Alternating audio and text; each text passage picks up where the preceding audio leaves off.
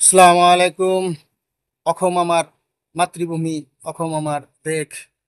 অসমলৈ গৌৰৱ কৰোঁ। অসমত আমাৰ নিৰাপত্তা, স্বাধীনতা আছে বুলি আমি গৌৰৱ কৰিব পাৰোঁ। এই কিছুমান হিন্দুত্ববাদী মানুহ আছে, চাওক আজি এটা ভিডিঅ' মই দেখাই আছোঁ। মুছলমান বুলি ভাবি হিন্দু ব্যৱসায়ীৰ দোকান চলাই দিছে হিন্দু লোকে। এই হিন্দুত্ববাদী হিন্দু মানুহবিলাকে যে এটা দোকান জ্বলাই দিলে, মিয়া মানুহ বুলি, মুছলিম বুলি তাৰ ঘৰ জ্বলাই দিলে, দোকান জ্বলাই দিলে, সি এটা সংস্থাপন কৰি উপাৰ্জন কৰি খাই আছে, সেই দোকানটো জ্বলাই দিলে। তেনেহ'লে হিন্দু মানুহৰ শত্ৰু না মুছলিমে হিন্দু মানুহৰ শত্ৰু? আজি কিছুমান মানুহে কৈ আছে বাংলাদেশী অবৈধ বাংলাদেশী মানুহ যদি আছে আমাৰ অসম চৰকাৰ বা ৰাজ্য চৰকাৰ, সিহঁতে কিয় ওলাই দিব পৰা নাই? সিহঁতে ওলাই দিলে আমিও তাহাঁতৰ লগত আছোঁ। কাগজ পাতি নিশ্চয় ভেৰিফাই কৰি সিহঁতক অসমৰ পৰা বহিৰাজ্যত বহিষ্কাৰ কৰি দিব লাগে।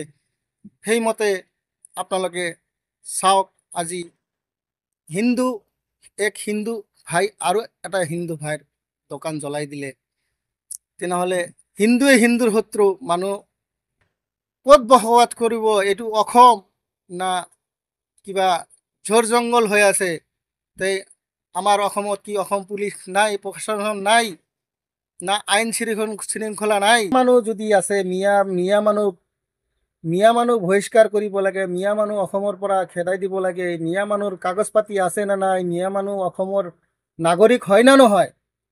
সেই মানুহবিলাকে জানে না যে মিয়া মানুহ একচুৱেলি আমাৰ অসমৰ হয় না নহয়, না বহিৰাজ্যৰ মানুহ?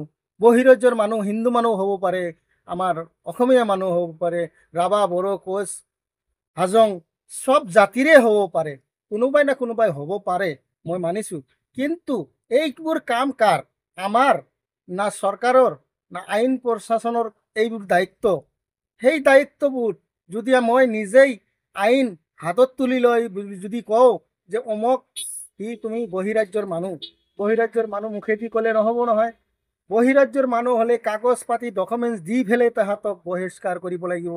মই আবেদন কৰোঁ মুখ্যমন্ত্ৰী মহোদয়, আপোনালোকে প্ৰশাসন পঠাই, ঘৰে ঘৰে প্ৰশাসন পঠাই আপুনি কাগজ পাতি যাচাই কৰি যেনে বহিৰাজ্যৰ মানুহ আছে, বহিৰাগত মানুহ, তাহাঁতক অসমৰ পৰা বিদায় দিয়ক, চিৰ বিদায় দিয়ক। আমাৰ বহিৰাজ্যৰ মানুহ অসমত নালাগে।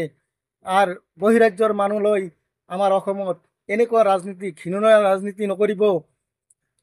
যোন দলেই আহক, চাহে বিজেপি, চাহে কংগ্ৰেছ, AIDF, বিভিন্ন দল আছে, বিভিন্ন দল সংগঠন আছে।